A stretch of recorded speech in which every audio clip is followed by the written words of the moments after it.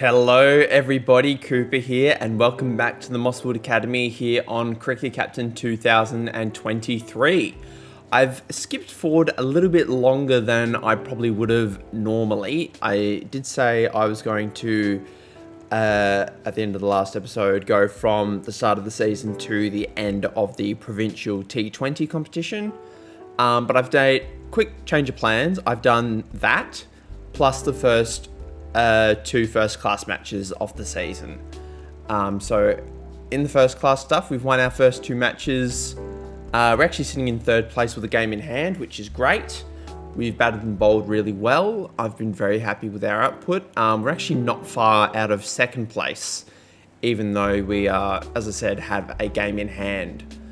And I forgot to mention before that Limpopo got promoted from Division 2, and it was Boland that got relegated from Division 1. So they're absolutely crushing it in Division 2 at the moment. And Limpopo is holding their own in Division 1, sitting currently in 4th. I think we're scheduled to play Dragons next time out, so and they're looking like they're going to go down based on their current projection. But I actually want to go back here and have a look at the Provincial T20 Cup. We did win it again, fairly comfortably.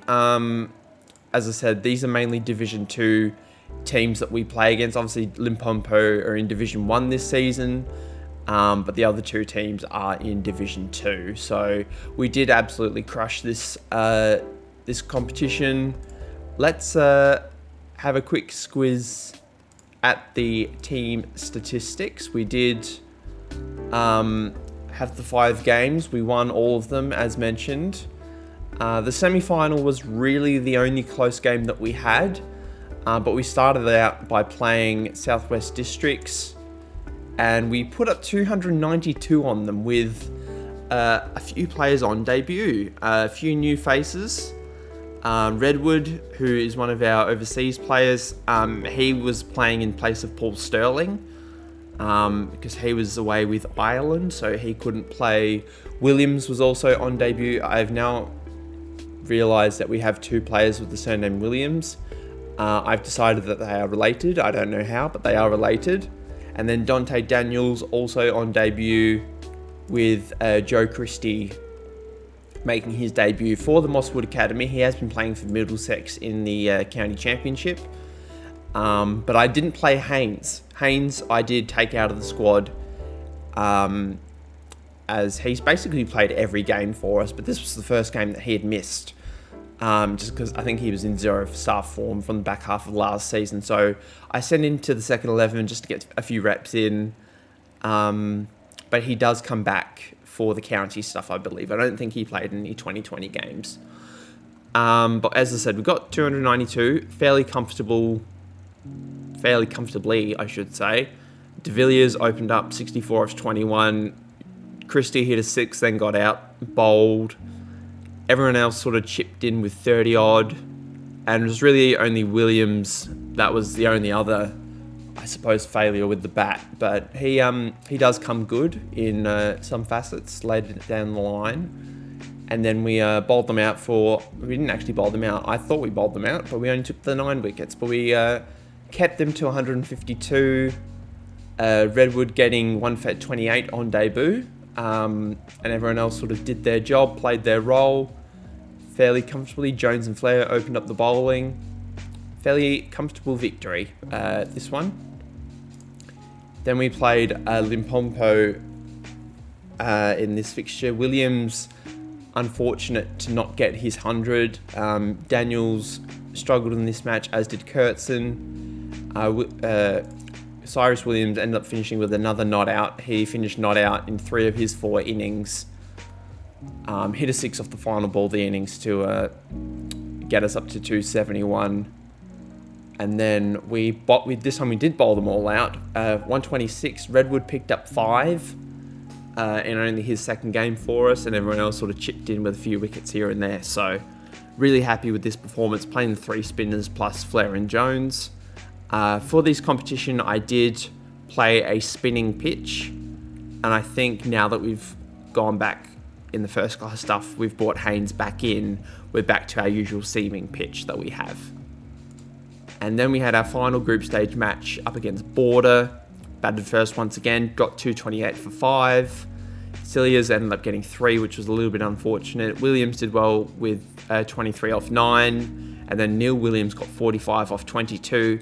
He actually got called up into the test team and has played some test cricket. So we'll go over his statistics at some point. Christie got his first decent score of the season, with Kurtzen getting 73 off 41 and De Villiers 21 off 10. And then I think we bowled them all out. We did 141. We did have them 7 for 81. That did balloon out to 8 for 36. So there was a really good partnership between Bosser and Zwain, I believe. But Beamish did pick up 4, but was going at about 12 and over, which is a little bit concerning. But other than that, we bowled really well, I thought. And then we had our semi-final match, as I said, against KwaZulu Natal Inland. We batted first, and we actually really struggled with the bat. We were 3 for 44 at one stage, but just really struggled to play our typical style, which was a bit concerning. But it's okay. We did bowl fairly comfortably. Did get them all out for 145 in the end. That we had them 5 for 66. Probably could have got them out a little bit cheaper than we did, but I was still happy with the performance. Apart from Beamish, she didn't take any wickets, but that got us into the final. And then in the final, we batted really well again. Got 256 for 3. De Villiers got 76. Kurtzen got 69. Williams 55 not out, and Dante Daniels 47 off 24 not out. Daniels was really good. He did play the first class match, and then I decided to drop him in favour of another player. But he was really good in the T20 stuff, even though he is on the defensive stuff, very defensive for one day in T20. But I am training him to be more aggressive. As you can see, he's up to average aggression now, so hopefully that trend can continue for us. And then bowling wise, we kept them to 173. A few more runs that I probably would have liked, but we did win the match, so we can't be too picky. But that really tells the story for that competition. And we'll go over the player stats quickly in the 20 over stuff. Currently, Sterling, he's been terrible when playing for Ireland and in other competitions. But as you can see, our top order did really well, and Williams did well with the bat as our wicket keeper. Redwood batting at 8 did a really good job. I think he only had the one big innings, and then our bowlers were exceptional. Really did a good job, especially Flair, 15 wickets at 9. Really happy with his output. But apart from that, we did play an unchanged 11. And then we had to change up the lineups ever so slightly for the first class stuff. As you can see here, we did thrash 2 teams. We did thrash Easton's fairly comfortably. 710 runs was the winning margin. So as you can see, we handed Dawson, Daniels, Williams their debuts, as Neil Williams had gone off to international duty. Paul Sterling had come back, so Redwood came out. I believe this is actually the only match that Paul Sterling played for us so far. So we had our typical bowling lineup, and then we had De Villiers opening for the first time in first class matches. We are training him to be a first class opener. Cilliers did well with the bat, 85 off 74, hit a couple of sixes as well. All this was done in basically 66 overs, fairly comfortably. We then bowled them all out for 89 in a very one-sided attack. Disco Jones picked up 4 for 12 from his overs. Beamish picked up 4. Haynes went wicketless, which I was concerned about considering his first match back from not being in good form. Instead of enforcing the follow-on, I did bat again because there was plenty of time left in the match and I felt confident that we could bowl them out again. So I wanted to get some good runs into our top order, which is exactly what I did. Sterling picked up 185 off 169. De Villiers got his second 100 for the match. Basically brought up his 100, then got out the next ball. Kurtzen was fantastic, 153 off 111. And then Dawson got his first half century of his career, picking up 72 off 55. And then we bowled them all out again for 135. Haynes picked up 4, which was great to see him return to a bit of form. Everyone else was fairly solid. But as I said before, this was a fairly one-sided match. So other than that, not much to report here. We then played Dolphins. They actually batted first, so we actually had a bowl. And all out for 142. We did have them 8 for 73. But then the last couple of wickets were quite expensive in terms of their partnership. So Simmons, Radley, and I believe it was Bartman, that were the last couple of batsmen that did really well. Particularly Radley, he ended up top scoring for them with 42 off 73. But that was a really good little period for us. We then put up 429 with Dawson getting his first 100 of his career. De Villiers couldn't make it 300s in a row. He ended up getting out for 97. As I said, Paul Sterling came out, and then Michael Ferguson came in, made a 67 on debut, which was fairly solid. I'm actually training him to be a first-class opener as well. He's already got that in him at one day and T20 level, and he is aggressive, and he's only 18, so he looks like he's going to be a really good prospect for us. Chris Williams got promoted. Is it Chris? No, Cyrus. I don't know. I keep saying Chris.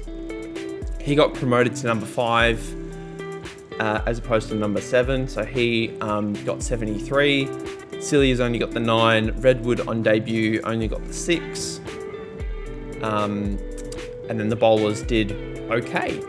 Haynes picked up 29, which was okay. So, and then we bowled them out again for 127. Haynes was the standout, getting 7 for 26.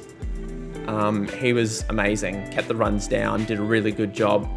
We did have them 6 for 49 at one stage. And he actually got player of the match in one of his first matches back from being dropped out of the T20 side, coming back into the first class setup. Did a really solid job for us. So, yeah, that basically wraps up the first portion of the season. We do have some one-day stuff now that we're going to do. That's not where I wanted to go. First class stuff, current season. As you can see, I should probably do that.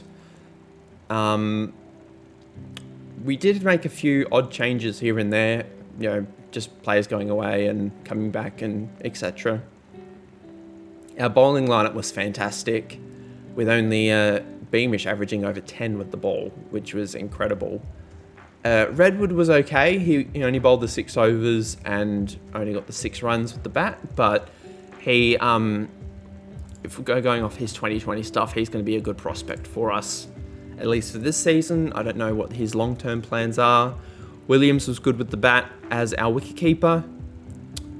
Cilliers was okay. He didn't bowl at all, but he was just batting at number 6 and was fairly solid. And then our batsmen, apart from Daniels, we're good. Everyone averaged over 50. Fairly happy with how we played. De Villiers has been on fire. And that actually brings us to Williams. Neil Williams. He's our first academy product that's been called up to the test team. He's done okay. He's currently averaging 30. He's got quite a low strike rate, but that's probably because they're using him normally. He does have defensive attributes, whereas we've been using him in a quite aggressive manner. But he's been doing very well. He's already got 7 catches. I'm assuming he's in close somewhere if he's getting that many catches. But he's averaging 50 when playing for us, and he's only averaging 30 at test match level. So I don't know whether or not he is still on international duty. I believe he came back, but Haynes actually has been called up into the one-day team. He hasn't played in this first one-day international. I do know that. So I believe he might just be in the squad, which is good, get a bit of experience. But this is the lineup that I've selected for the one-day stuff. We'll have Ferguson in there, opening up with De Villiers. I've dropped Williams into the second 11 because I wanted to give Daniels another go, because I thought he could be quite good, and I didn't see the purpose of having De Villiers and Williams in the same one-day match because neither of them bowl, and I wanted to play the 6 bowlers. And so I thought Daniels' batting would be better than Williams. So that's what I've decided to do. Everybody else is just in the second 11 gaining experience. Dawson, I've taken out, even though he's in really good form.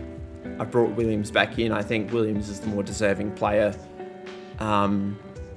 Obviously got that international experience now. So I've given Kurtzton the captaincy.